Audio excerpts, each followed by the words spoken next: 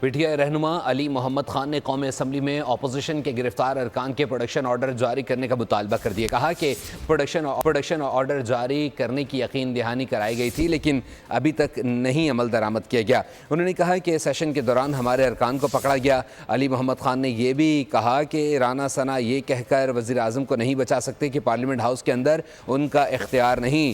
Parliament کے باہر police security ہوتی ہے جو وزارت داخلہ کے ماتحت ہے.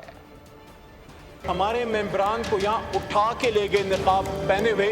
ہمارے ممبران کے پروڈکشن آرڈر جاری ہوں. ابھی تک اسپیکر صاحب کے آرڈرز پہ اسلام آباد پولیس نے، آئی جی صاحب نے، اسلام آباد انتظامیہ نے عمل نہیں کیا. یہ رننگ سیشن تھا اور ہمارے ممبران کو پکڑ کے باہر اٹھایا جا رہا تھا. یہ پارلیمان کی بے توقیری ہوئی ہے. اس لیے ہم نے اس پہ اسٹینڈ لیا ہے کہ یہ جو ایشو ہوا ہے اس کو منطقی انجام تک پہنچائیں. ریاست کی بھی بات ہوگی، وراثت کی بھی بات ہوگی، لیکن اس وقت آپ کے اس ایوان کے sitting MNAs opposition leader کدھر ہیں؟ کیوں ہمارے ممبران یہاں آ نہیں پا رہے؟